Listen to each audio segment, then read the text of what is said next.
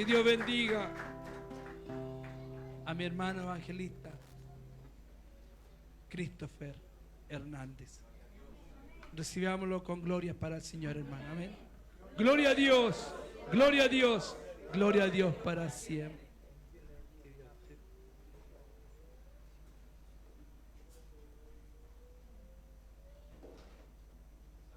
Gloria al Señor, amén. Que el Dios de paz les bendiga, mis hermanos amados. Una vez más glorificamos, honramos el nombre del Señor, porque no es fácil hacer iglesia en este tiempo. El periodo de la pandemia fue un agente revelador donde vimos como muchas puertas se cerraron, otros resistimos y estamos en pie y podemos proclamar la consigna de victoria, ¿no es cierto?, de Samuel 7:12. Eben Ezer. ¿Alguien sabe lo que significa Eben Ezer aquí o no? Aleluya. Eso no significa Eben Ezer. Eben Ezer significa piedra de ayuda. O sea, podemos decir que hasta aquí hay algo que nos ha sostenido, que esta iglesia no se ha edificado en cualquier terreno, sino que estamos edificados en la roca. El apóstol Pedro dice: vosotros como piedras vivas sed edificados como casa espiritual, ¿no es cierto? Los que hemos acudido a la piedra angular que es Cristo Jesús, sobre donde estamos edificando toda nuestra fe, nuestra esperanza, la obra del Señor. Y como lo decía nuestro pastor Jaime, Él es el dueño de la viña. Amén. Él es el dueño de la viña. Y de verdad que muchas veces los pastores, los predicadores, los maestros son, entre comillas, puestos sobre el pueblo, pero la Biblia nos va a mostrar todo lo contrario. Nosotros somos los servidores, los siervos. Nosotros estamos por bajo del más pequeño de los miembros de la membresía. Aunque hoy día los hombres sean endiosados, enaltecidos, eso está muy fuera del carácter bíblico. Amén. El llamado al servicio es un llamado de esclavitud, de negación total, de muerte. Amén. Lo que Dios llama es a hombres muertos. Así que si usted está soñando con un llamado, espere morir primero. Amén. Eso duele. Amén. Pero es lindo porque lo que se manifiesta en nosotros, como dice Pablo, ¿no es cierto?, en Corintios 4 dice: la muerte actúa en nosotros y en vosotros la vida. Eso es precioso. Mientras más muerto esté el ministro, más vida se proclama desde sus entrañas. La muerte actúa en nosotros y en vosotros la vida, para que en nuestros cuerpos mortales se manifieste la vida de Cristo. Porque el que tiene que brillar, ¿cómo se llama? Jesús. Jesús. Lo entendió muy bien Juan. Se recuerda en la ribera del Jordán, cuando para despertar cierto celo en el precursor, vinieron sus discípulos diciendo: el que bautizaste el otro día está bautizando un poco más allá. Vayamos a estorbarlo, a troncarle las ganas que tiene de que la obra avance. Y él le dijo: ustedes no entendieron mi mensaje. Yo solamente soy el amigo del esposo. Y cuánto me gozo que ya el fuego esté encendido. Amén. Y él dijo, palabra clave, capítulo 3, verso 30 del Evangelio según San Juan: es necesario que Él crezca para que yo mengüe. ¿Sabe qué? Con el pasar de los años lo que tiene que pasar en nosotros: ir menguando, ir menguando, ir menguando, para que Cristo sea puesto, como cantaba el coro, el poderoso Dios sea puesto en el trono, alto y sublime, a su nombre. Gloria al Señor, amén.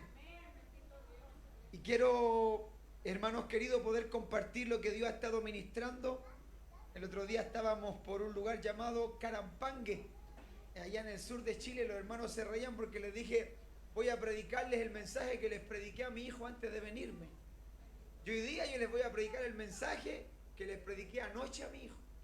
Así que por eso no lo traje, porque ellos ya lo escucharon.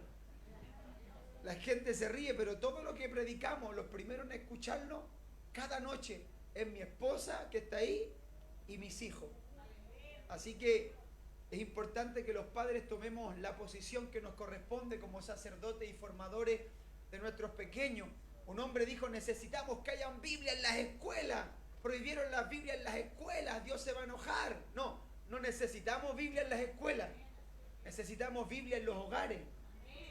Necesitamos la Biblia en la mesa a la hora de tomar once. Necesitamos la Biblia el fin de semana alrededor del sillón. Ahí necesitamos la Biblia.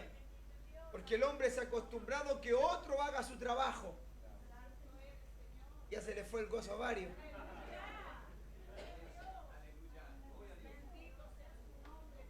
Pero esto ha sido el eje central de nosotros como familia y como matrimonio. Poder transmitir el evangelio a nuestros hijos. Porque de nada sirve que Dios levante a un predicador, un evangelista que recorra el país entero si sus hijos se van a perder. Amén. Carta a la iglesia en Roma, capítulo número 1, verso número 1. La verdad es que no hemos venido a emocionar a nadie. Solamente estamos aquí con una carga de que la iglesia crezca, como dice Pablo, como dice Pedro, como lo dice todo el cuerpo apostólico en sus epístolas. Ellos decían: creced en la gracia y en el conocimiento de nuestro Señor Jesucristo. ¿Cuántos quieren crecer en la gracia y en el conocimiento? Y esta palabra conocimiento tiene dos raíces. Una es la palabra gnosko, que tiene que ver con el desarrollo de un conocimiento que comienza de una forma cercana y leve, pero con el transcurso del tiempo va en aumento hasta que es una verdad intrínseca, saturando nuestro foro interno. Ese es el conocimiento que Dios nos quiere dar. Gnosko es el resultado de un conocimiento a causa de una profunda relación. Es la palabra conocimiento. Se recuerda que aún en San Juan capítulo 8, verso 32, Jesucristo dijo a los discípulos que habían creído en Él. Imagínense, son discípulos que han creído en Él y les dijo: conoceréis la verdad y la verdad os hará libre. O sea, no me garantiza la libertad total o la libertad gloriosa de los hijos de Dios, como dice la Escritura, ni el ser discípulo, ni que ya tenga un conocimiento, sino que Dios nos quiere llevar a bogar mar adentro, a que nuestra barca se salga de la orilla y podamos navegar en el océano insondable de la belleza, la majestad, la altura, la grandeza de Jesucristo, el Hijo de Dios. La segunda palabra, la primera es gnosko y la segunda es epignosis. Amén, que tiene que ver conocimiento experiencial. Eso que nadie te puede arrebatar. Aunque a nuestros viejos hermanos en el circo romano les arrancaron la piel, nunca les pudieron arrancar la fe, porque estaba incrustada en su alma. Y eso es lo que Dios quiere transmitir hoy día. Romanos capítulo 1, verso 1. Hoy más que nunca necesitamos reforzar las estacas de la iglesia, hermano, para que cualquier viento de doctrina no nos mueva con facilidad. Necesitamos reforzar y anclar nuestro corazón en la verdad de la Biblia, de las Escrituras. Capítulo 1, verso 1. Dice: Pablo, siervo de Jesucristo, llamado a ser apóstol, apartado para el evangelio de Dios, que había prometido antes por sus profetas en las Santas Escrituras, acerca de su Hijo. ¿De qué trata el evangelio? Acerca de su Hijo, nuestro Señor Jesucristo, que era, eso es lindo, que era del linaje de David según la carne, que fue declarado Hijo de Dios con poder según el Espíritu de santidad por la resurrección de entre los muertos. Verso número 16. Porque no me avergüenzo del evangelio, porque es poder de Dios con un propósito específico. ¿Cuál es el propósito? Salvación a todo aquel que cree, al judío primeramente y también al griego. Porque en el evangelio la justicia de Dios se revela por fe y para fe, como está escrito: mas el justo por la fe vivirá. El Señor añada bendición grande a esta su palabra. Amén. Reciba su asiento, hermano querido. Necesitamos tener ideas claras.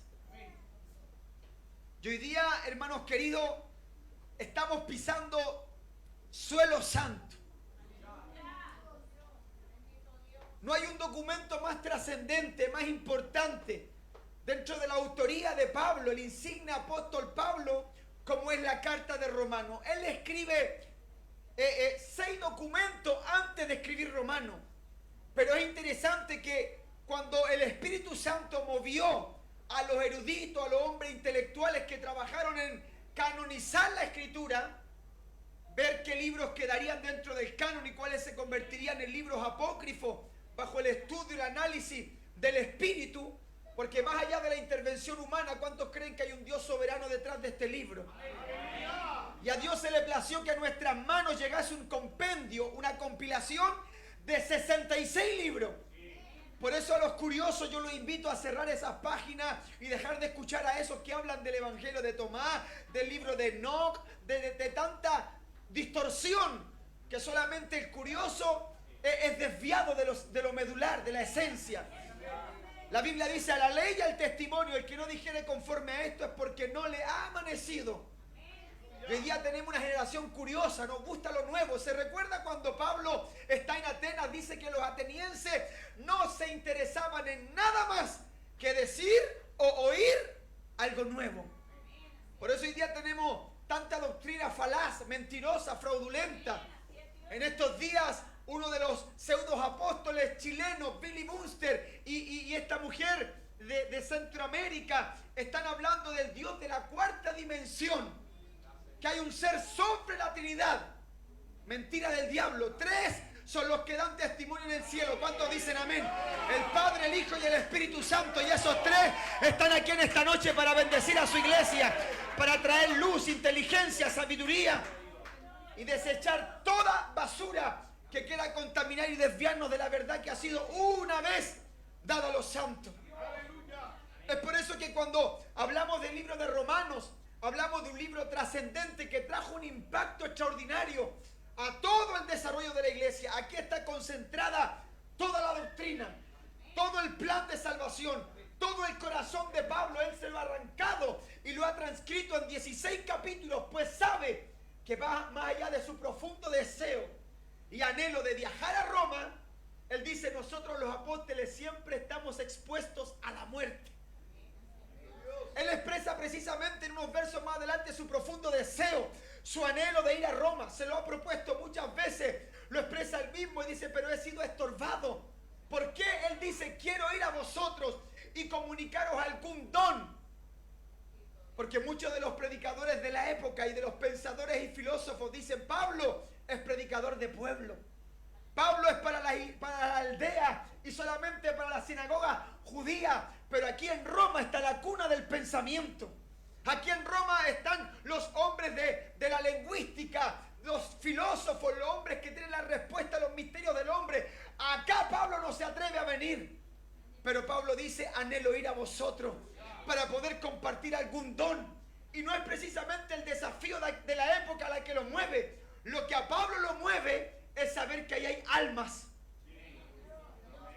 Y él ha recibido una verdad no por hombre ni por hombre, sino por vía de revelación. Lo expresa Gálatas en el capítulo 1. El evangelio que yo predico no me lo enseñó hombre alguno. Fue el Espíritu de Dios, el Cristo eterno. Casi como un abortivo se me reveló y me entregó toda la revelación de la doctrina para la iglesia del Señor Jesucristo. El ministerio que había estado oculto en otras edades, pero en los postreros de los días ha sido revelado aún a los principados por medio de la iglesia.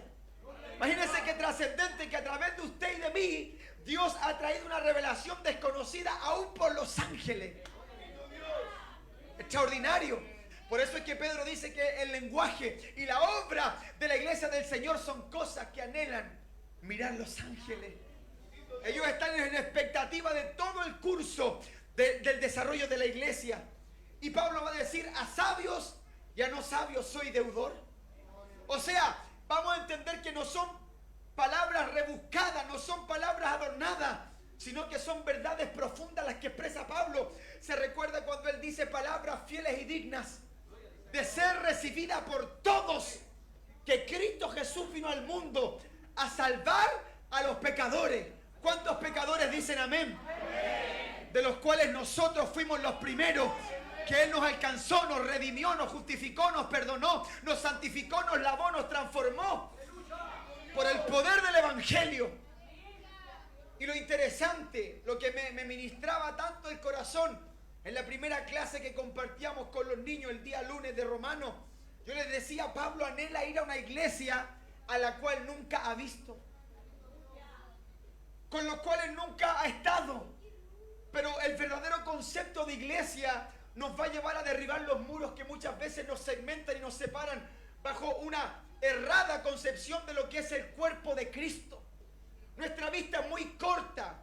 Y hoy día todo lo tenemos que ver y examinar y ver quién es el pastor y quiénes son los hermanos y qué es lo que cantan y cómo se visten y qué. No, Pablo dice, yo quiero ir. Y si algo anda mal, el evangelio es poderoso para ordenarlo. Entonces hemos perdido esta visión de los apóstoles de compartir, de corregirnos, de decirnos las cosas a la cara, de decir, pastor, este punto doctrinal, esta forma de hacer iglesia no es conforme a la escritura, pero es más fácil pelarnos a espaldas. Es más fácil andar hablando mal de medio mundo y ocupar los altares para pelear más que para edificar el cuerpo de Cristo. Pablo dice, yo quiero ir, y no quiero ir por ir. No quiero ir para decir, yo prediqué en Roma, porque hoy día hay gente que anhela salir a predicar solamente para jactarse del lugar donde estuvo predicando. Pablo dice, yo quiero llevar un don, yo quiero ir a restaurar un corazón, yo quiero ir a sacar a alguien del error, yo quiero ir a ganarme un alma para la gloria del Señor. ¿Por qué? ¿Qué es lo que buscaba Pablo? Pablo no predicaba para llevar a los hermanos a su iglesia. Le decía estos días a los presos en la torre número 1, estuvimos predicando el martes por la mañana. Le decía, yo no predico el evangelio en esta cárcel para que tú te congregues conmigo. Yo predico el evangelio para llevarte a Dios. Para decirle, Señor, llevo más de 10 años predicando en la cárcel de Puente Alto y esto es lo que conseguí. Esto es lo que te pude traer, Señor. La iglesia debe procurar no presentarse en el día del bimá, del tribunal de Cristo, con las manos vacías.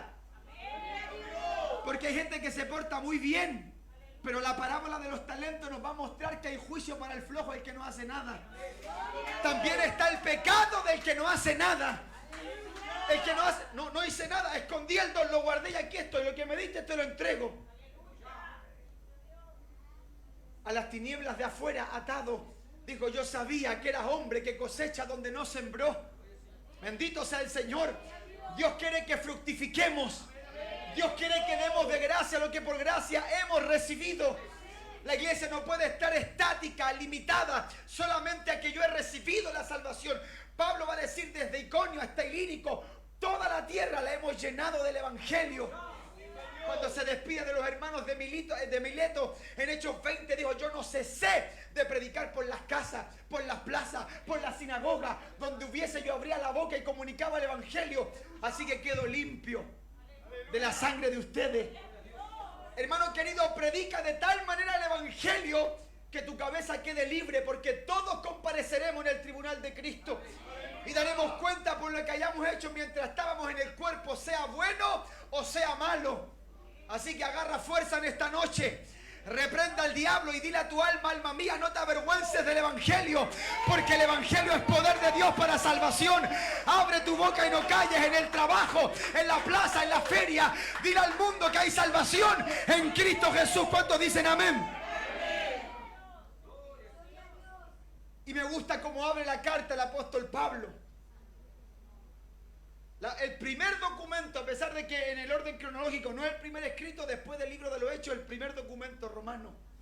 Romanos, como que Dios queriendo decir, la iglesia no se puede equivocar, porque aquí está todo. Y es interesante que una fiel proclamación del evangelio va a nacer a raíz de un impacto personal del evangelio. Por eso, ¿cómo inicia la carta? Pablo, Pablo. O sea, Pablo dice, si tú no me conoces a mí o no escuchas lo que pasó conmigo, tú nunca vas a entender el evangelio. Y si yo predico tan apasionadamente el evangelio y me desvivo por el evangelio, es porque sé lo que el evangelio ha hecho en mí. Hermano querido, esto no se trata de teología muerta. Esto se trata de que tu torrente sanguíneo esté saturado del Evangelio de Cristo. Que dentro de ti esté siempre corriendo algo. Que con ganas o sin ganas siempre haya una alabanza, una palabra, una disposición en nuestra alma. Porque fuimos alcanzados por la bendita gracia y el poder del Evangelio. El que no entiende a Pablo no entiende el Evangelio. Un hombre miserable, perseguidor de la iglesia, respirando amenazas de muerte, con cartas de los principales rumbo a Damasco para matar, asesinar y meter en la cárcel a cuantos cristianos de la secta de los del camino, porque eso éramos al principio, una secta para los judíos. Éramos un problema para el imperio romano. Éramos un problema para el sistema religioso. Pero más que un problema para el imperio y para el sistema religioso, la iglesia siempre ha sido un problema para el diablo y para el infierno. Bendito sea el Señor. Porque donde la iglesia se para, algo pasa en el ambiente. ¿Cuántos dicen amén? Algo sucede. Algo sucede. Algún diablo tiene que salir corriendo en esta noche. Alguna enfermedad tiene que ser sanada en esta noche. Algún hombre tiene que ser libre en esta noche. Porque no predicamos como dando golpes al aire. El Evangelio es poder de Dios. Y esto no consiste en palabras simplemente. Esto consiste en poder. ¿Y cuántos creen que en esta noche el poder de Dios está en medio de nosotros? Pablo es impactado de forma personal. Él no logra comprender. Lo único que logra entender, aleluya, que hay una voz que le está diciendo: Saulo, Saulo, ¿por qué me persigue? Dura cosa te es dar cosas contra el aguijón.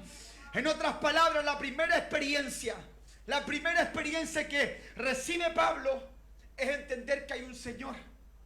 Porque su respuesta es: ¿quién eres, Señor? Y esta palabra va a quedar inscrita en todas las cartas de Pablo. Él habla de Jesús, no como Jesucristo, simplemente él dice el Señor, el Señor, el Señor. Y la palabra que va a usar Pablo en todas sus cartas es la palabra Kurios o Kyrios, que no es un Señor terrenal, sino que expresa la deidad, la divinidad del Señor del universo. Cuando Pablo cae a tierra dice Señor del universo. No sé si usted entiende quién es el que lo llamó a usted. Pero el que te llamó no fue un pastor, no fue un predicador, no fue un evangelista. El que te llamó no fue una iglesia. El que nos llamó es el Dios todopoderoso, Rey de reyes y Señor de señores. Es el Dios del universo, el amo y Señor de todas las cosas. Él es el que te llamó. Y cuando Él te llamó porque te vio. Te vio. El Dios insondable. El Dios sin medida, el Dios incalculable, tomó una pausa en la eternidad para pensar en ti con nombre y apellido, conoció tu historia y aunque no lo entiendas, desde el vientre de tu madre trazó un plan eterno para ir en rescate de tu alma. Pablo, el arrogante, el altivo, queda reducido a nada. Porque para tener un bendito encuentro con Jesús de Nazaret, el primer paso es quedar reducido a nada. Es reconocer que eres un pecador. Es reconocer que eres insuficiente. Es reconocer que aunque se muevan las aguas, no hay quien te meta. No hay quien te meta. Es reconocer que tu justicia no da la talla ni siquiera para mirar el reino de los cielos. Porque solamente para mirarlo, para entenderlo, para contemplarlo, en el periodo de nuestro peregrinaje, debes nacer de nuevo. Y cuando hablamos del nuevo nacimiento, dice los cuales no son engendrados ni de carne, ni de sangre, ni por intervención humana, ni por voluntad de varón, dice el escritor, sino de Dios. Todos los nacidos de Dios, los nacidos del Espíritu, son convidados a entender el misterio del reino. Porque hablas por parábolas para que oyendo no oigan. No sea que oyendo se conviertan por sus propios medios, sean atraídos. No, esto viene de Dios. Por eso es que Pablo dice, yo soy Pablo, siervo de Jesucristo.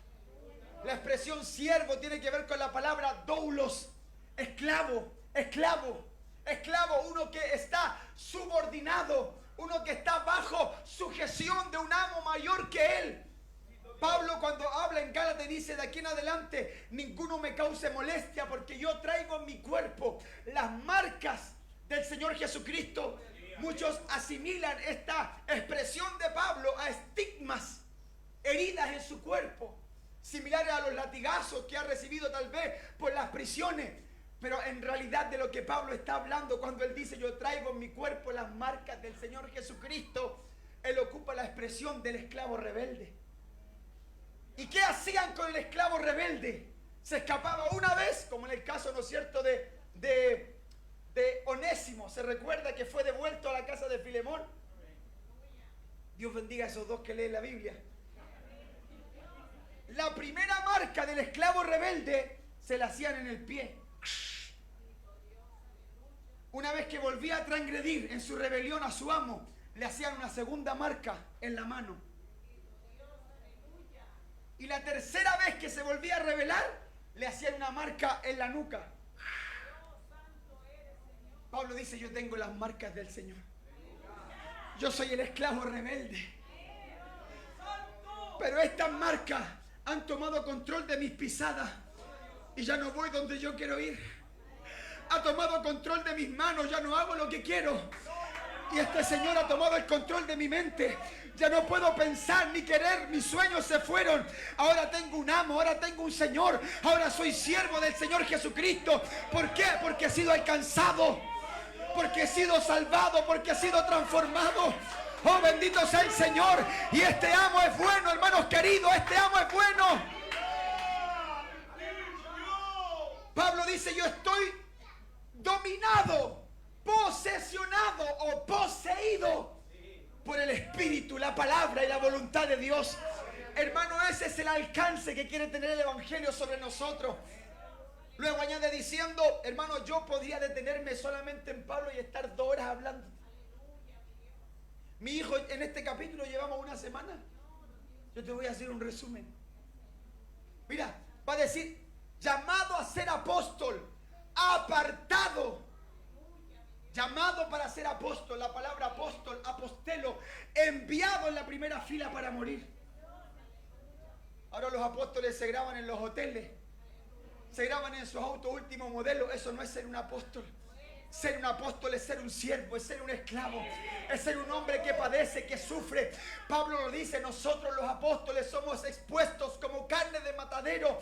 Y le dice a los hermanos de Corintio: ustedes reinan, ustedes también. Y nosotros los mensajeros, los enviados, sufrimos, padecemos hambre, desnudez, soledad, traición. Eso es ser un enviado. El enviado no sabe dónde va, no sabe si volverá. Estamos en el camino de la fe. Esto es el Evangelio, hermanos queridos. No es lo que el YouTube nos ha pintado, no, no. Esto es el Evangelio. Llamado a ser apóstol, llamado para ser enviado. Dios no quiere que te seques en una silla. Dios quiere llenarte, capacitarte para usarte. Y no necesariamente va a ser en un púlpito. Hay plaza, hay ruco, hay hospitales, hay cárceles, hay escuelas, hay universidades que están esperando tu predicación, que están esperando tu mensaje. Pero si primero no eres tú impactado por el Evangelio, nunca podrás proclamar con autoridad el mensaje del Evangelio. Eso es lo que está diciendo Pablo. No se trata de algo intelectual, esto es espiritual. Apartado para el Evangelio. ¿Qué hace el Evangelio también? Me esclaviza, me capacita para enviarme y también me separa. Apartado, de ahí la palabra santo. Santo. Un concepto muy poco practicado o mal interpretado. Porque cuando la Biblia nos habla de santidad, no habla de pelo hasta el suelo. No te equivoques. Cuando la Biblia habla de santidad, está hablando de alguien separado, que vive en otra ruta, en otra disposición, en otro planteamiento de vida. Cría a sus hijos de forma distinta. Su matrimonio se sustenta de forma distinta. No es un mundano que su matrimonio se sostiene solamente con sexo. No, su matrimonio es santo. Sus hijos son santos. A la hora de sentarnos a la mesa no tragamos como locos y nos llenamos el vientre hasta sentir arcadas. No comemos como hombres santos, Ponemos cuchillo en nuestra garganta. Damos gracias al Señor antes de comer. Hoy día estábamos en el mall comprando unas cosas, comiendo una hamburguesa, pero alrededor de nuestra mesa nos miraban porque nosotros estábamos dando gracias al Señor por estos alimentos. Bendícelo, Dios del cielo. La gente nos mira como bichos raros, es que somos santos. Somos santos. Y este llamado debe abarcar cada área de nuestra vida. Si la santidad no está abrazando todas las áreas de tu vida, de tu desarrollo como familia, como creyente, como trabajador o como jefe en el caso contrario. Si no eres distinto, si no eres diferente, aún no has sido impactado por el Evangelio. Apartado para el Evangelio de Dios. Esto es extraordinario. Pablo dice, hermanos queridos, no es que hubo una junta para diseñar esto. No es que nosotros nos juntamos en el aposento alto o en Jerusalén y dijimos, ya, vamos a predicar un mensaje. Escribamos de qué se trata esto para que coordinemos y cuando tú prediques allá, yo predique lo mismo por allá. No, esto viene de Dios. Y esto a mí me ministra, hermanos queridos. ¿Por qué? Porque entender que todo el plan de redención no es de diseño humano, sino que todo esto estaba en el corazón de Dios en la eternidad pasada, en el periodo ex nihilo, antes de que Dios dijese sea la luz. A.W. Tozer dijo, Dios dijo sea la cruz. Porque el cordero que fue inmolado estaba preparado desde antes de la fundación del mundo. Dios no improvisó. Dios no se rascó la cabeza y dijo, ¿qué vamos a hacer? Pecó Adán en el huerto. Hoy, ¿qué vamos a hacer? No, no, no. Nada sorprende a Dios. Él tiene un plan trazado para esta humanidad. Él tiene un plan trazado para nosotros. O te subes al barco o te quedas fuera. Pero este barco que un día zarpó en la eternidad pasada va a llegar hasta la eternidad futura. ¿Cuántos dicen amén? Nada detiene este barco y este barco está avanzando. Y este barco se llama Jesús de Nazaret. El que se sube se salva. El que se baja se pierde. Ahí el concepto de la predestinación, el destino previo del plan de Dios. No es que unos son para salvación y otros para irse para el infierno. No, mala interpretación bíblica. La predestinación tiene que ver con el plan eterno que Dios trazó. Y el que entiende esto y atiende por la fe al llamado del Evangelio es salvo y tiene vida eterna. Pablo dice, viene de Dios. Hay un texto que me volvía loco. Segunda de Corintios 5:18. Hablando de la sustitución, hablando de la muerte, de la resurrección, del poder transformador del Evangelio. Pablo va a decir, y todo esto proviene de Dios. Y todo esto proviene de Dios. Hermanos, los creyentes, los no convertidos, tienen que entender que esto no se trata de hombre. Es Dios el que está interesado en tu alma. Es Dios el que quiere salvar tu familia. Todo esto proviene de Dios. Y esto, hermano, entenderlo, aquí hay que hacer una pausa. Todo esto proviene de Dios, quien nos reconcilió consigo mismo por Cristo y nos dio el ministerio de la reconciliación. Verso 19. Que Dios estaba en Cristo reconciliando consigo al mundo, no tomándole en cuenta a los hombres sus pecados, y nos encargó a nosotros la palabra de la reconciliación. Esto es tan sencillo. Se lo voy a resumir y graficar de forma clara. En un caso de una suposición, y que el Señor reprenda al diablo y que esto nunca suceda. Es como que mi esposa me engañara a mí. Me engañara de forma brutal, grotesca, y rompiese mi alma, rompiese mi corazón. Pero yo echase a ese hombre de la casa después de sorprenderlo, respirara, contar hasta 10 y me acercara yo a ella y le dijera, mi amor, ¿quieres volver conmigo? Eso es lo que hizo Cristo en la cruz. Lo engañamos, nos fuimos detrás de otros amores, rompimos el corazón santo de nuestro Dios, pero en la cruz es Él el que viene a nosotros y nos busca como en el huerto. Adán pecó y se escondió, pero fue Dios Fue Dios el que salió por el huerto diciendo: Adán, Adán, ¿dónde estás? Quiero cubrirte, quiero vestirte, quiero darte una buena noticia. Dios sale en nuestra búsqueda y dice: me fallaste, me traicionaste, pero escúchame, no, y podemos querer dar nuestras explicaciones. ¿Se recuerda usted, hijo pródigo? Me levantaré y pescó el lápiz y empezó a decir: iré a la casa de mi padre y le diré. ¿Qué le digo? Ay, he pecado contra el cielo y contra ti. Él prepara todo un plan para volver a casa, pero de pronto el padre se asomaba junto al camino. ¿Por qué? ¿Por qué se asomaba junto al camino? Porque la ley dice: el hijo rebelde sea apiedrado por todos los vecinos. O sea, si el hijo pródigo llegaba directamente a la aldea, antes de golpear la puerta de su padre, iba a ser apiedrado por todos los vecinos. Pero el Padre Eterno se adelantó y salió a su encuentro junto al camino. Y cuando lo vio, fue el padre el que corrió a él, lo abrazó, lo besó, no lo dejó decir una palabra, porque nuestras palabras son torpes. Lo único que hay que hacer es venir a Cristo. Él tiene el evangelio, que es poder de Dios para salvarte, para transformar tu alma. Extraordinario. Esto viene de Dios. Él mismo planea salvarnos, reconciliarnos. Mas Dios muestra su amor para con nosotros, en que siendo pecadores, hombres viles, hombres que no le estábamos buscando, Cristo Jesús murió por todos nosotros. Nos reconcilió. Cuando ni siquiera habías pensado en arrepentirte, Jesús está muriendo en la cruz del Calvario pensando en ti, con nombre y apellido.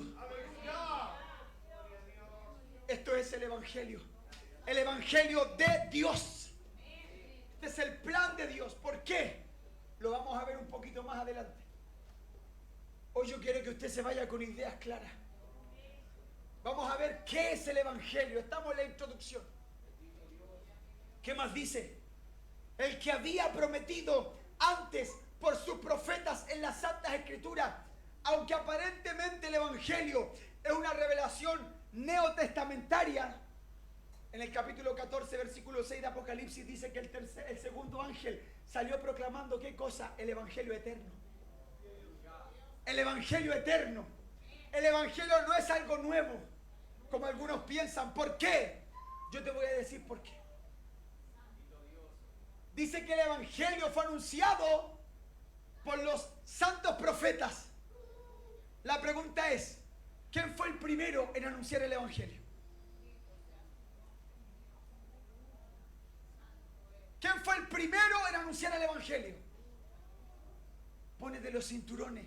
Mira, la primera proclamación, lo dice Pablo, el evangelio de Dios. El primero en anunciar el evangelio es Dios mismo. ¿Dónde? Génesis capítulo 3, verso 15. Y dijo a la serpiente: pondré enemistad entre tu simiente y la simiente de la mujer. Esta te herirá en la cabeza, mas tú le herirás en el calcañal. Yo voy a hacer que uno nazca de mujer, y ese va a romper todo tu poder, diablo mentiroso. La primera proclamación sale de la boca de Dios. Voy a levantar, aleluya, de una mujer. Por eso va a decir la Biblia, Gálatas 4:4, habiéndose cumplido el tiempo de la proclamación divina, vino el Cristo nacido de mujer bajo la ley.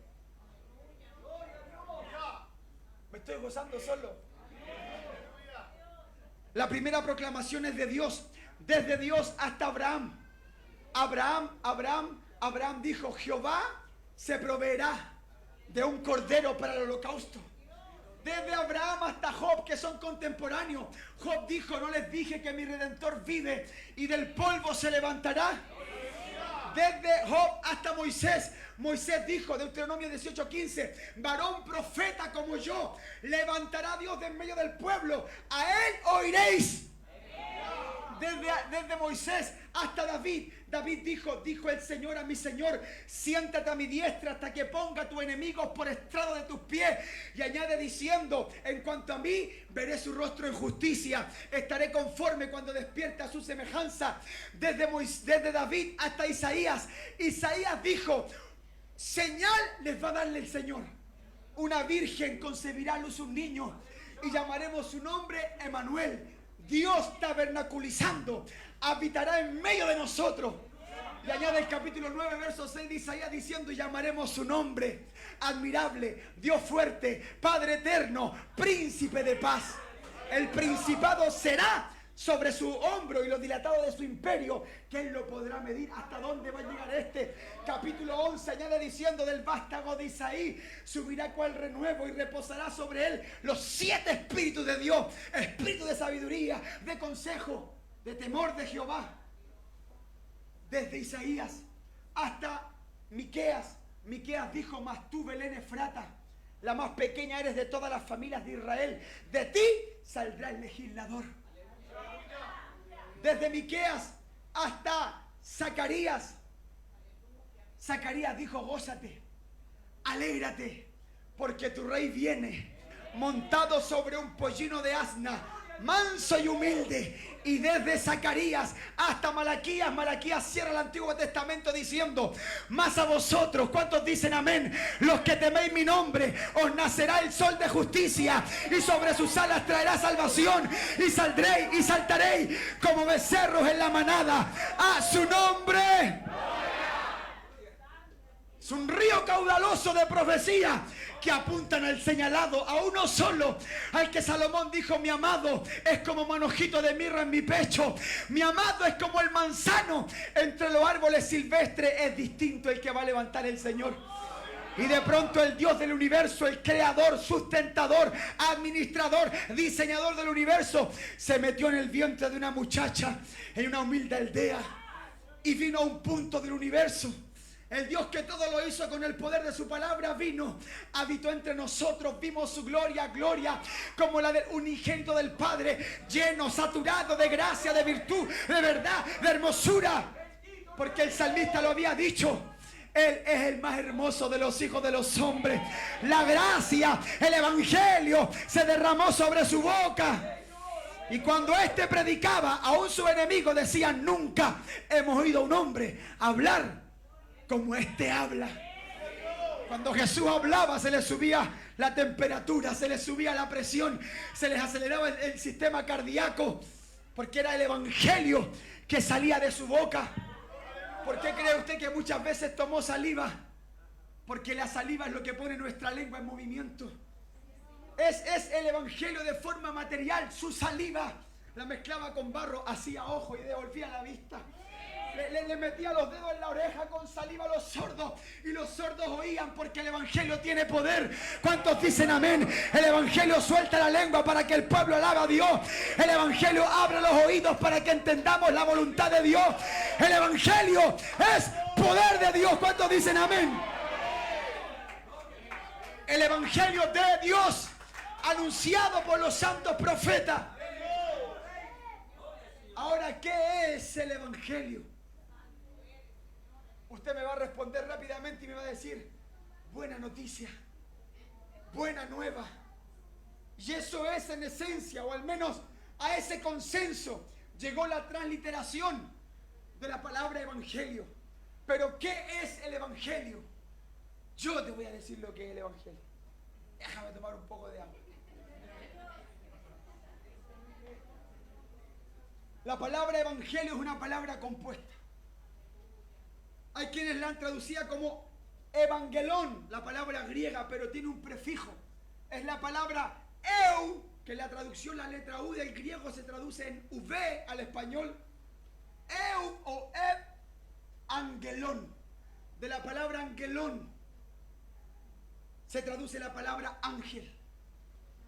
Ángel significa mensajero o mensaje. La primera traducción hablaba de el buen mensaje, la buena noticia.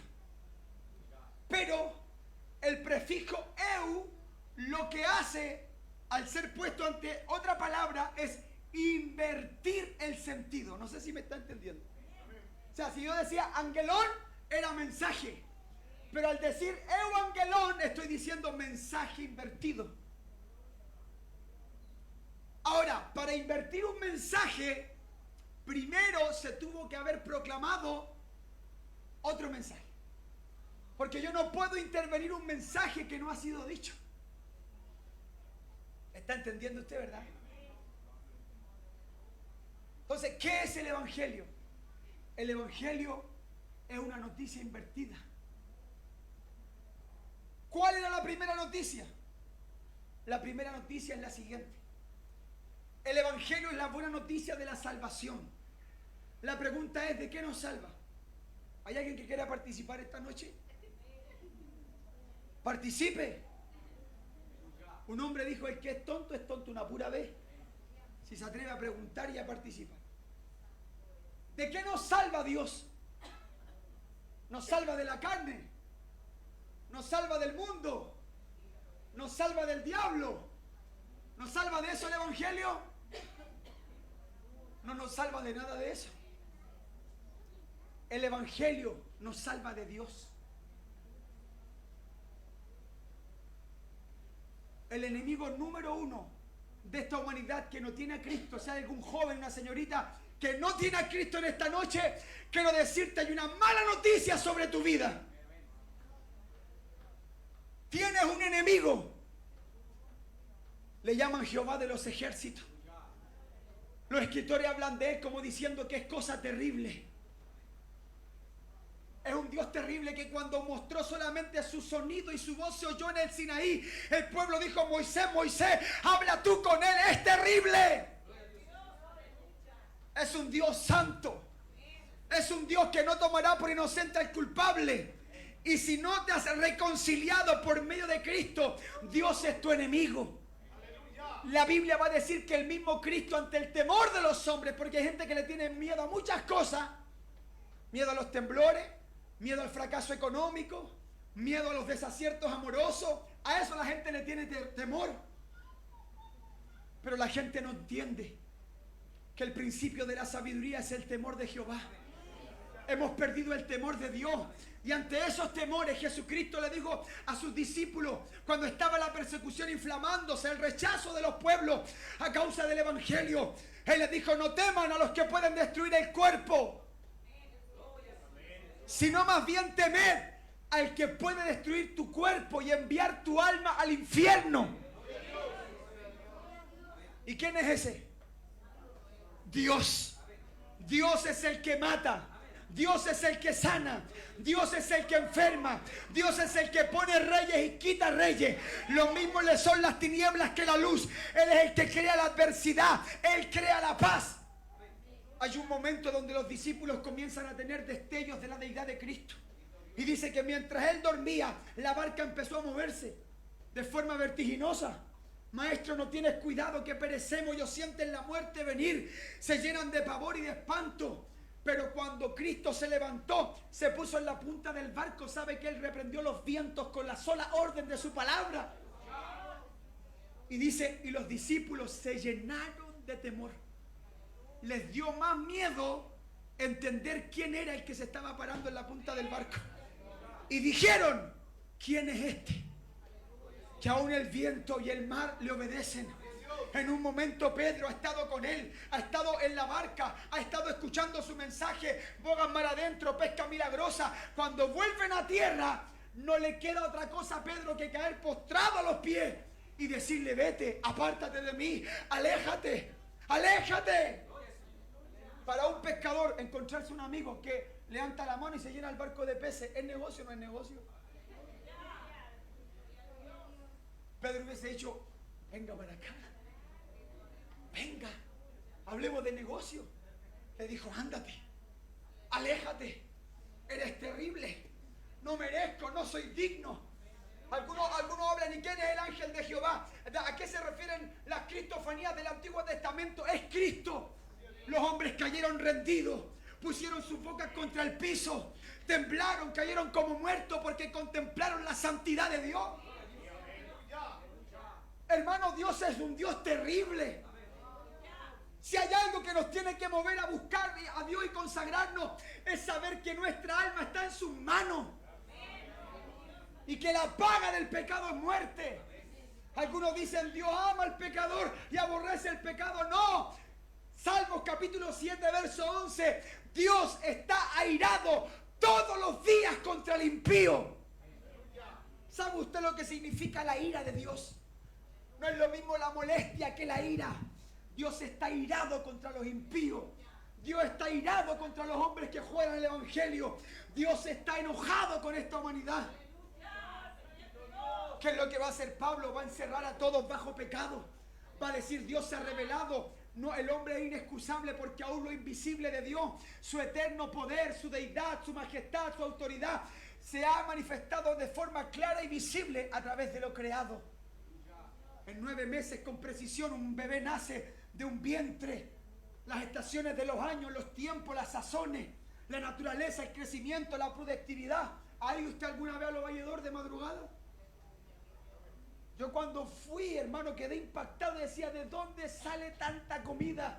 Y estamos en un lugar y camiones rebosando de cebolla, de papa. Yo decía: Dios es extraordinario. Abundancia para los pueblos. Y la gente piensa que es la sabiduría humana que siembra la tierra. No, no. Él da pan al que come y semilla al que siembra. Es Dios. ¿Sabía usted que no hay sembradores ateos?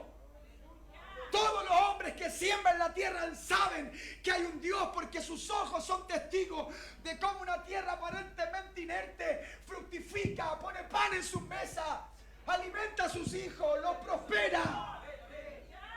Es la mano del Todopoderoso. Y un día, predicando en Chiloé, me estaba tomando un café con un pescador y me dijo: el mar es una maravilla porque nadie lo siembra y nunca deja de dar fruto, me decía. Nadie lo siembra. La tierra, el hombre participa, pero en los océanos, dime quién participa. Todo esto proviene de Dios. Por eso el hombre es inexcusable. El hombre no puede decir: Dios no existe. Cada día es un milagro. El diseño, tu anatomía, tu desarrollo, tu respirar, tu andar, tu levantar, tu acostar, todo es Dios. Pablo le dijo a los griegos: porque en Él nos movemos y de Él somos. Y ciertamente no está lejos de nosotros. Él está allí. Es por eso que el hombre es inexcusable. Y dice en el Evangelio: la justicia de Dios se revela. ¿Cuál justicia? Que Él es un Dios santo. Y el que transgrede la ley, transgrede todos los mandamientos. Todos hemos pecado en algún instante de nuestra vida. Esta muchacha que está aquí necesita redención. Su mamá también. No es que los niños son angelitos. No, no son angelitos. A ningún niño hay que enseñarle a ser peleador. A ningún niño hay que enseñarle a que diga mentira. A ningún niño hay que enseñarle a que comparta. O sea, a ser egoísta. Debemos enseñarle todo lo contrario. A no mentir, a no responder, a compartir. ¿Por qué? Porque por naturaleza es la mordida de la serpiente del huerto. Por cuanto todos pecamos, todos estamos destituidos de la gloria de Dios. Hermano querido, el gran problema es que usted y yo no hemos comprendido la gravedad del pecado. Hemos sido testigos estos días de cómo una muchacha que trabajaba en el área dental, de un momento a otro se convirtió en una asesina por un teléfono celular. Hace 2 días un hombre con una carrera por delante, una familia, mató a su mujer, mató a su hija de 2 años, después se mató él, un hombre aparentemente bueno, un profesional exitoso. No hay uno bueno. No hay quien haga lo bueno, no hay quien busque a Dios. Todos nos hemos desviado a una, al mismo tiempo pecamos y fallamos. Nuestra lengua tiene veneno de áspid. Al primer conflicto con el hermano con el que ha estado comiendo en tu mesa, al primer problema hablamos mal de él, lo injuriamos, nos llenamos la boca hablando de los demás. Oh, bendito sea el Señor, porque está el veneno de la serpiente en nuestro interior. Somos pecadores, estamos destituidos de la gloria de Dios. Estamos como, aleluya, siendo quemados por el mismo infierno. Nadie es bueno, este mundo necesita a Dios. Aunque te sientas moralmente correcto, hay pensamientos sucios en tu mente en algún momento de tu vida.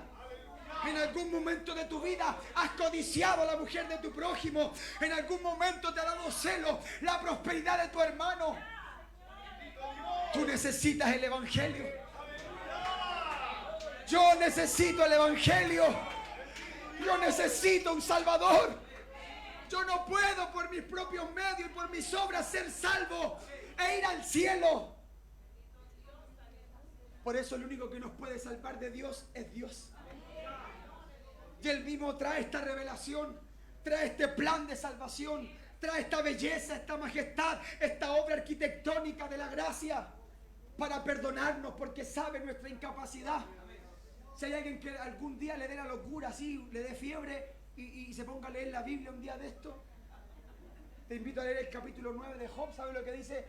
Dios de Job, varón perfecto, recto, apartado del mal. Así lo describe Dios.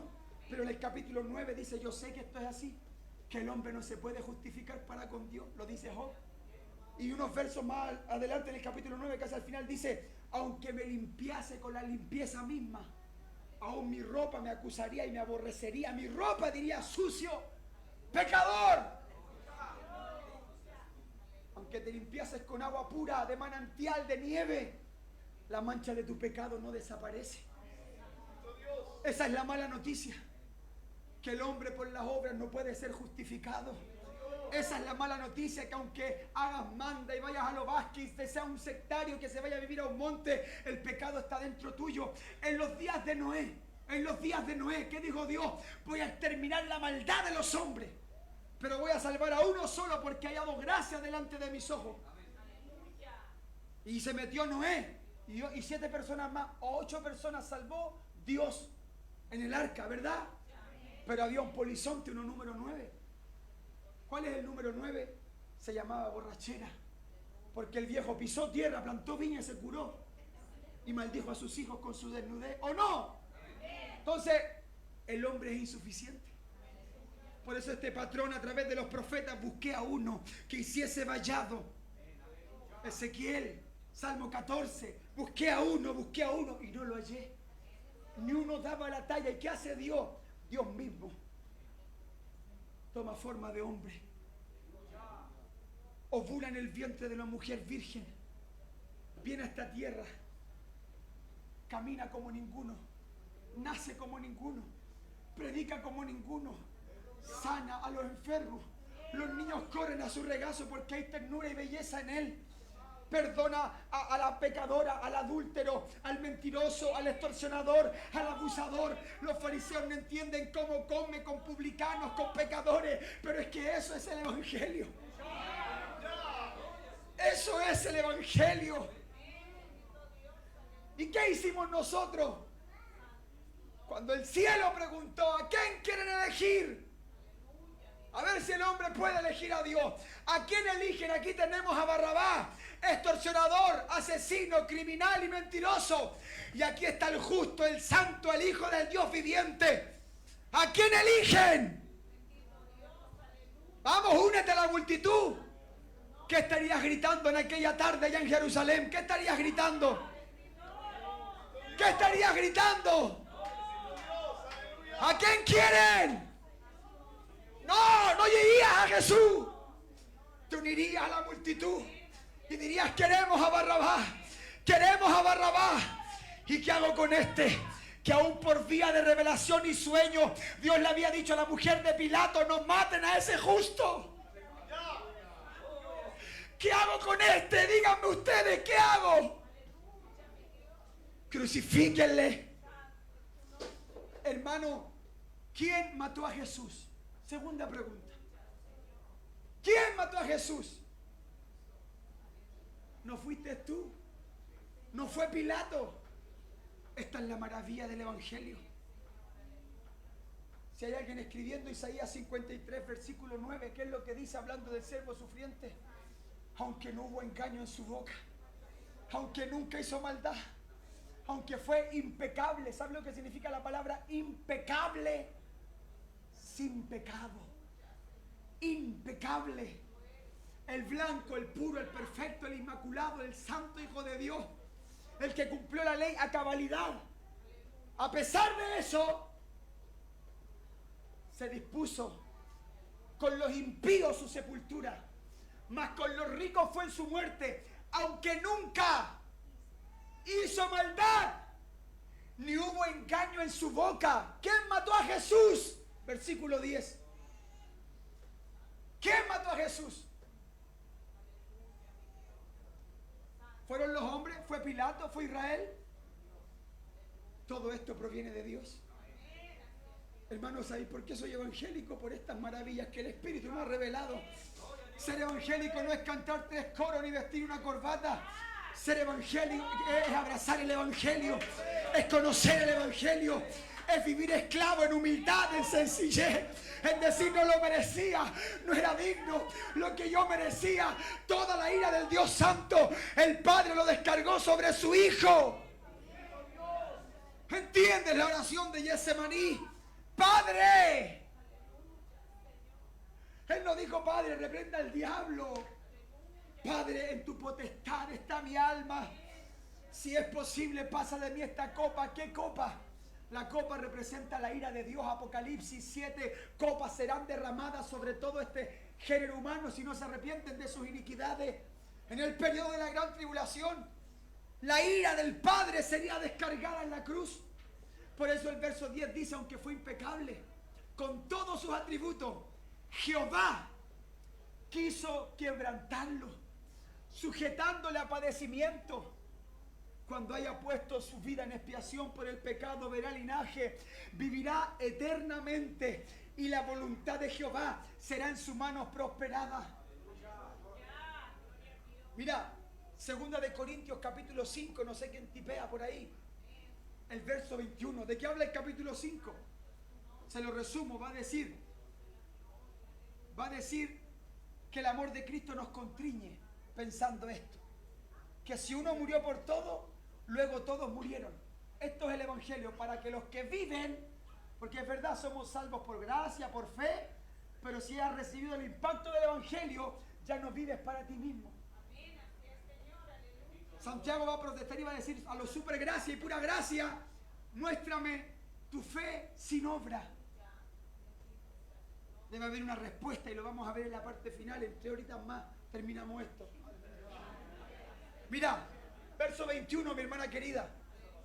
Dice que Dios, el amor de Cristo nos constriñe pensando esto, que si uno murió por todo, luego todos murieron, para que los que viven ya no vivan para sí, sino para el que murió y resucitó en favor de nosotros.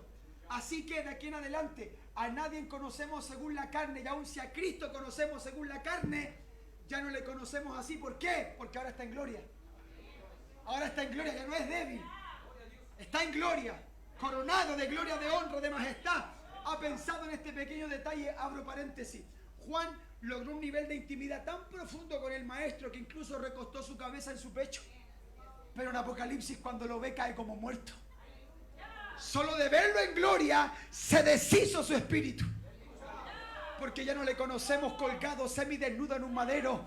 Él resucitó de entre los muertos.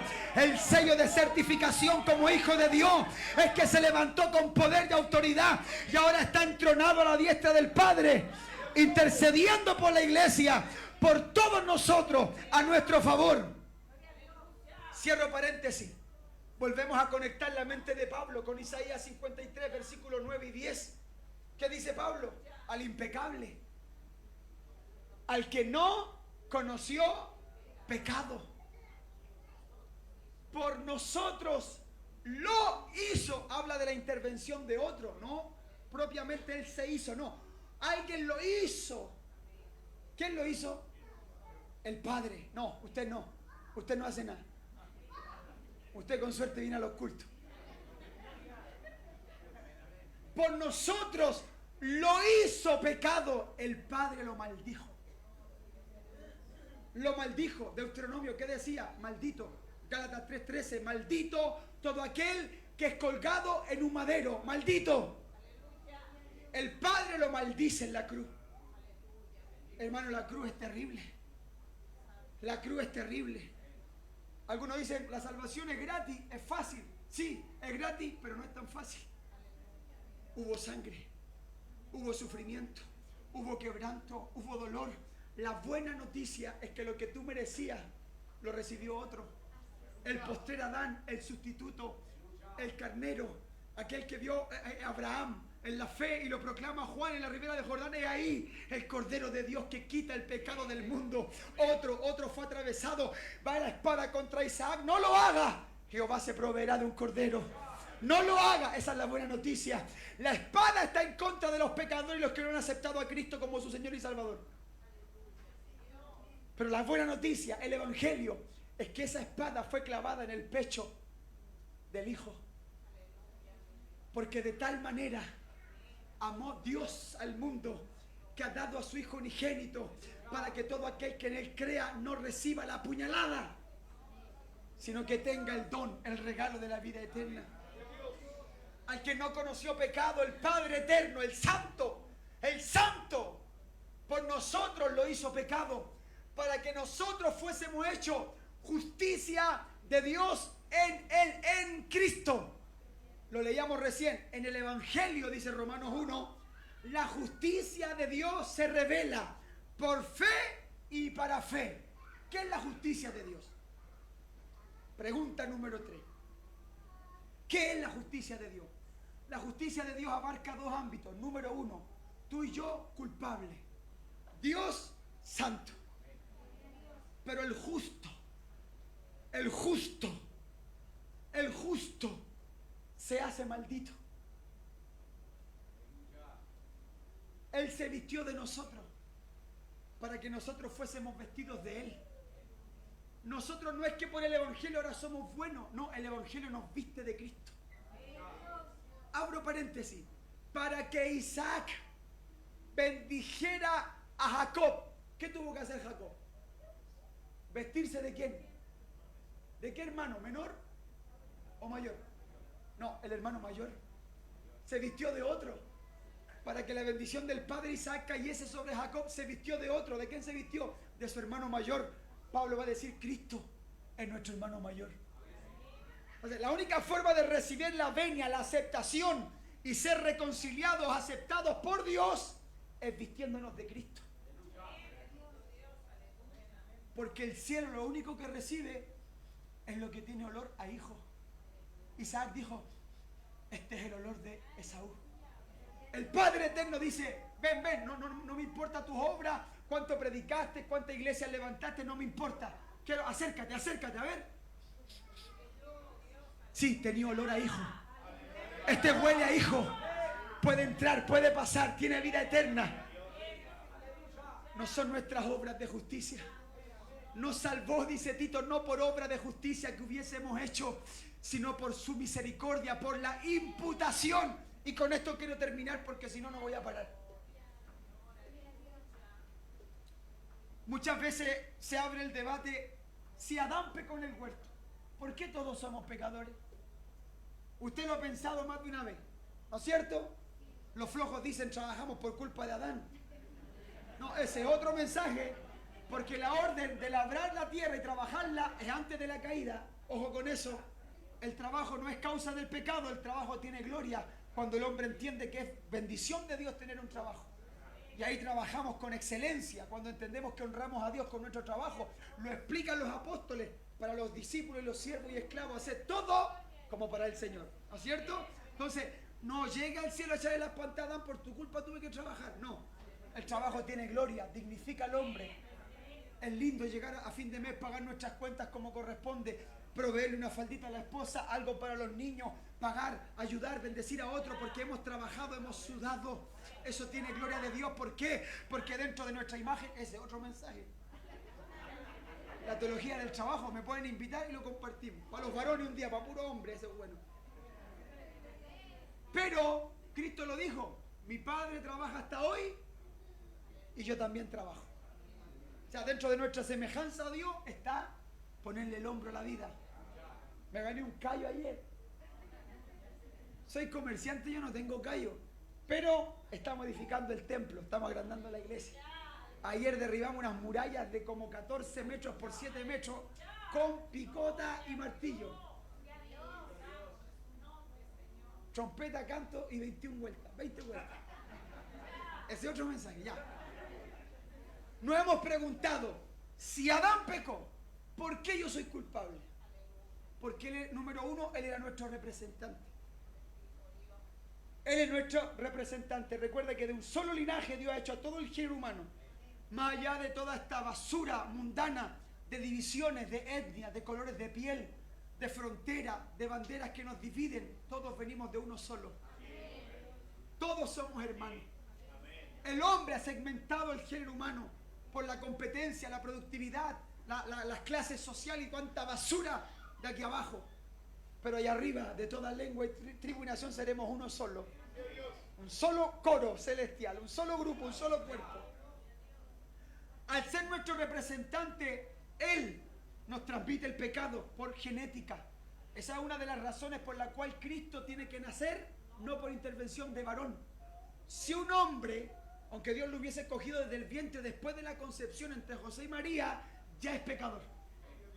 Entonces no es antojadizo la decisión de Dios de que nazca de forma virginal Cristo. Es que Dios tenía que suprimir la transmisión biológica del hombre. ¿Me hago entender? Solo se ocupó la matriz de la mujer. Pero toda su genética, o podríamos hablar de la unigenía, no dice primogénito, hijo de Dios, no, unigénito, un gen, uno con el Padre. Me estoy gozando solo de nuevo. Entonces, al Adán transmitir a todo el género humano su pecado, quedamos encerrados. Pero, ¿por qué lo hizo así Dios? ¿Por qué lo hizo así? Para que también en los postreros días, en la manifestación del postrer Adán, Cristo Jesús, justo, santo y perfecto. Esto es evangelio puro. El único que cumplió la ley fue Él. El único santo y perfecto es Él. El único sacrificio perfecto es Él. Entonces solamente el único que tiene que ser salvo es Cristo, el Hijo de Dios. Pero en la gracia del Señor, como hizo que todos estuviésemos bajo pecado por Adán, ahora merecemos solamente por gracia de Dios que la justicia de Cristo nos sea dada. Y ahora tú y yo somos declarados justos, sin culpa, sin pecado, por la gracia del Señor, por la misericordia, por la bondad de Dios. Y es donde vamos a entender esto, y con esto voy a empezar a terminar. Romanos 5:1. Lo sabemos de memoria, pero mira la belleza del texto. Dice, justificados pues por la fe, tenemos paz para con Dios. ¿Qué necesitamos que haya entre Israel y las naciones árabes? ¿Qué estamos buscando? Paz. ¿Por qué buscamos paz? Porque ahora hay guerra. Vuelvo al principio. El enemigo número uno del hombre es Dios mismo.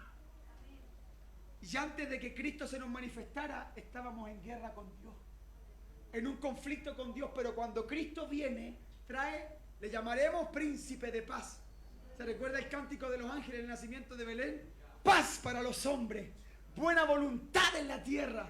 Eso traía el niño envuelto en pañales, paz. Se acaba el conflicto, la guerra. ¿Sabe usted quién eran los evangelistas en el Antiguo Testamento, en la época antigua? ¿Alguien sabe lo que era un evangelista?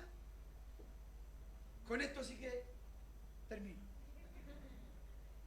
Los evangelistas eran los que estaban contemplando la batalla.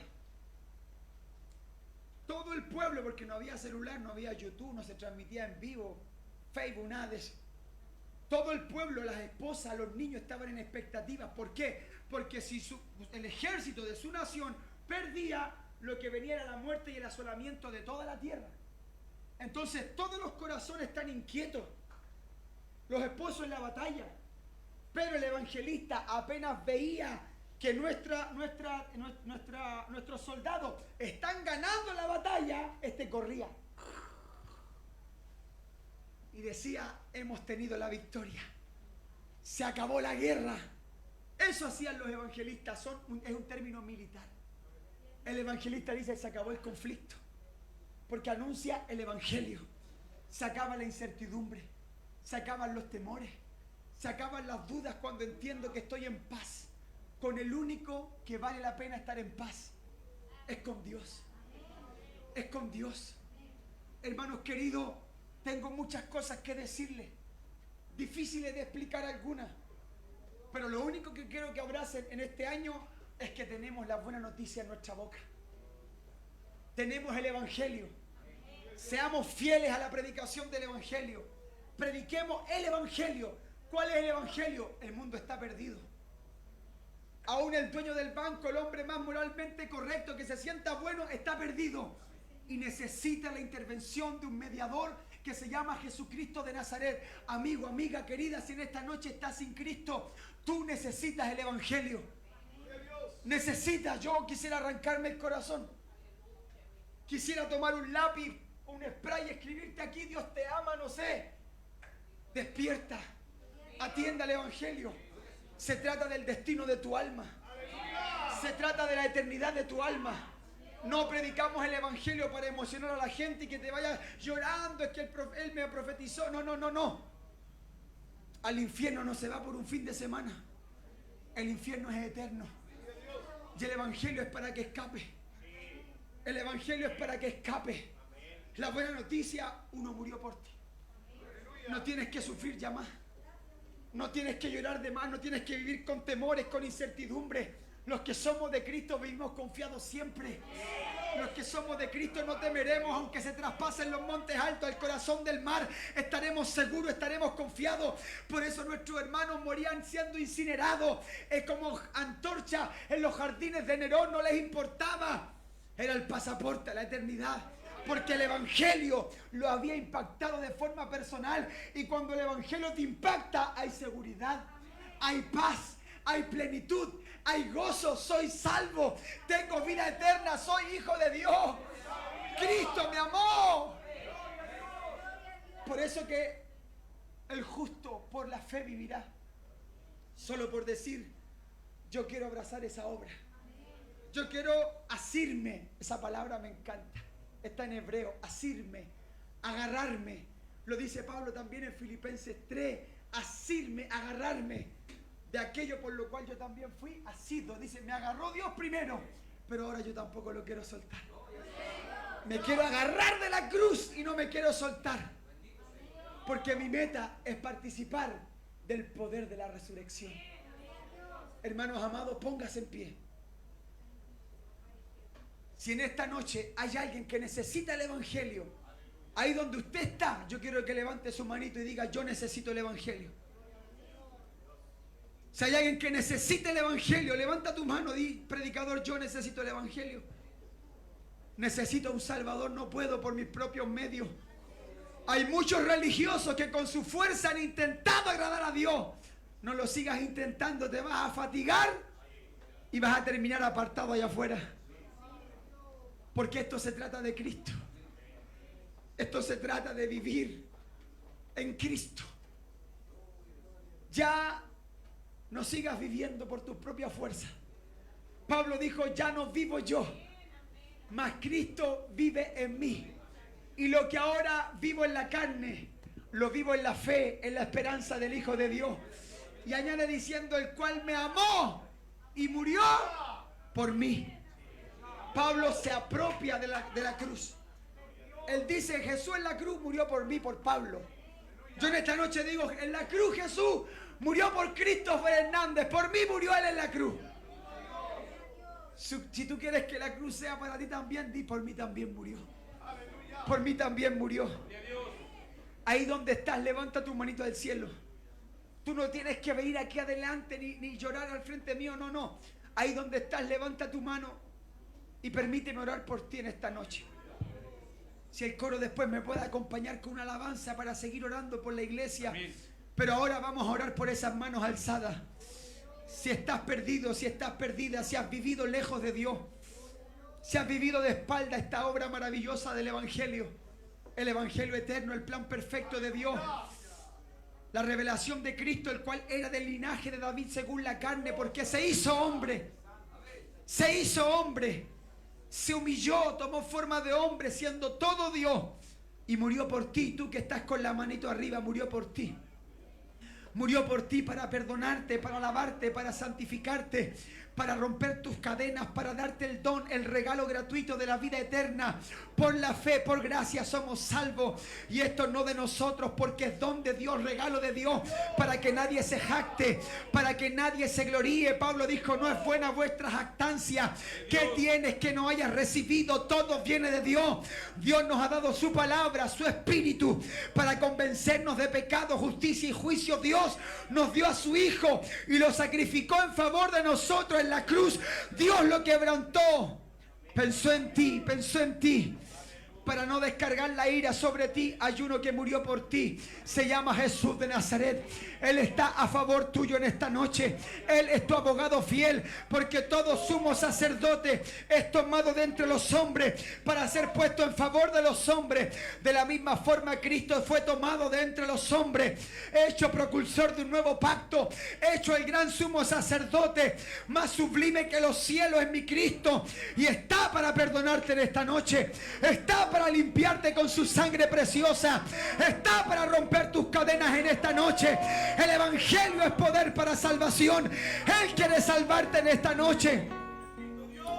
No estamos aquí para celebrar un año más. Estamos aquí para ser impactados por el evangelio de Cristo. Estamos aquí para ser impactados por el evangelio de Cristo.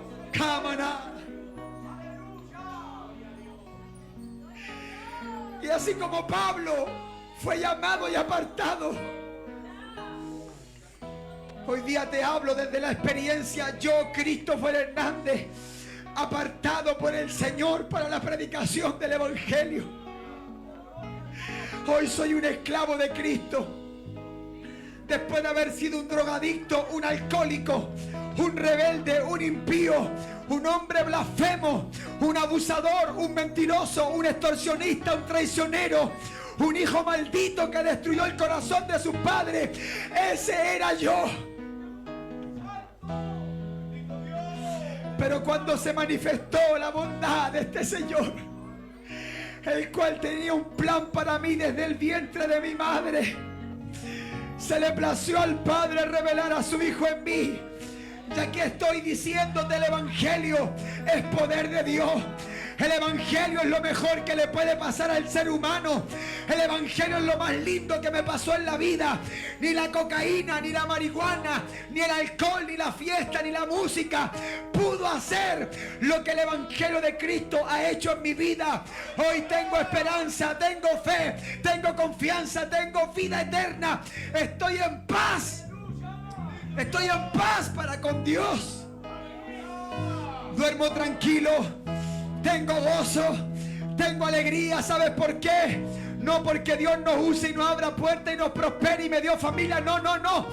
Tengo gozo porque mi nombre está inscrito en el libro de la vida. En el libro de la vida. Y cuando el ángel pase lista, va a nombrar mi nombre. Y voy a decir, aquí estoy. Yo abracé la cruz. Y sé que si llego al cielo, no será por mis obras, no será por mi trabajo, no será por cuánto prediqué o cuánto hice. Será por la obra de uno solo. Será por la cruz. Será por esa sangre. Será por Jesucristo, el Hijo de Dios.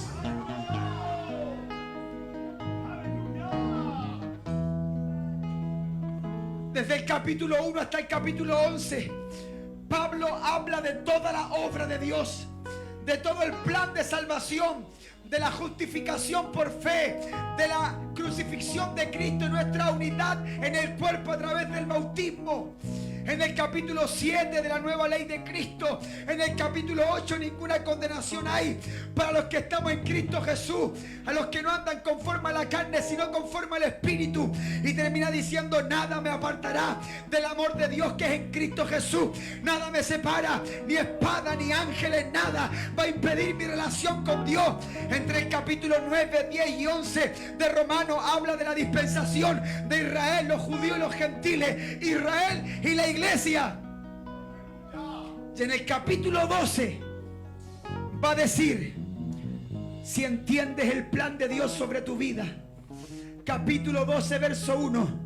Amados, os ruego por las misericordias de Dios que presentéis vuestros cuerpos en sacrificio vivo, santo y agradable a Dios, que es vuestro culto racional.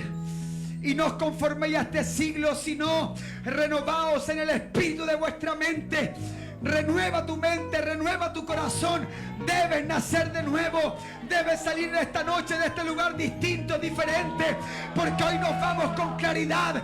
Hoy nos vamos entendiendo la obra de la cruz, la obra del Calvario, el plan de Dios para mi vida. Oh Dios Todopoderoso, cambia realidades, cambia corazones. Obra en esta noche El milagro del nuevo nacimiento impacta con tu palabra, impacta con la cruz. Revela a Cristo en los corazones, revela a Cristo en los corazones, Padre mío. Iglesia del Señor, te invito a vivir para Cristo. Vale la pena servir a Dios por gratitud. Cuando entiendas el Evangelio, servir a Dios será un deleite. Cuando entiendas el Evangelio, estar en los cultos, en la vigilia, en el evangelismo, en la oración, será tu sumo gozo. Porque el Evangelio no es gravoso. Mi yugo es fácil, dijo el santo, y mi carga es ligera. El hombre que entiende la pasión de la cruz quiere ser siervo de Cristo toda su vida. Quiere vivir a los pies de esa cruz. Ábrele el corazón al Evangelio en esta noche. Adoremos al Señor, iglesia. Adoremos un momento. Preciosa cruz. No tenemos otra cosa que anunciar. Predicamos a Cristo y a este crucificado, a este resucitado, a este glorificado, a este entronado más allá de las estrellas está mi Cristo. Cántale al Señor. Podemos levantar las manos al cielo y adorar a Dios un momento. Levanta esa voz al cielo y adora su nombre. Contempla la cruz por la fe. Contempla la cruz por la fe. Oh. Diste tu sangre por mí. Sudor, sudor mezclado con sangre caía en el Getsemaní. Él estaba pensando en ti. Él estaba pensando en mí. Fue llevado a la suma angustia, al quebrantamiento absoluto de su alma y de su espíritu, por amor de todos nosotros. Levanta esa voz al cielo y adora a Dios. Dígaselo en esta noche. No lo puedo comprender. No sé por qué me amaste. No sé por qué me amaste, pero me amaste. Cama. Urra manda lava y soterebe y caramaja. No sé por qué lo hiciste.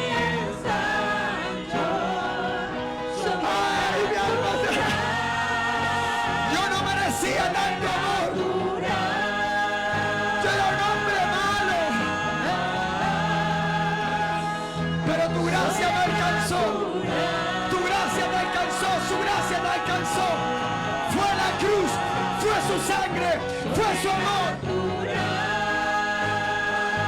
Te adoramos, Dios. Te adoramos en esta noche. Gracias por esta buena noticia. Gracias por tu evangelio. Gracias por tu Hijo. Entiendo como siendo un pecador, fuiste a la cruz por mí. Lo entregaste todo. Aleluya. No te reservaste nada. Oh, te adoramos, Dios. Conociendo la maldad que había en mí y todos mis errores, no me despreciaste. Nadie te ama como Jesús. Nadie te amó y amará como Jesús de Nazaret. Diste tu sangre por mí, diste tu vida por mí. Hasta la última gota de su sangre empapó todo ese madero maldito. Y en la cruz Dios convirtió la maldición en bendición. El evangelio cambia, el evangelio transforma, el evangelio reprende al diablo, el evangelio sana, el evangelio restaura, el evangelio es la buena noticia del Dios eterno.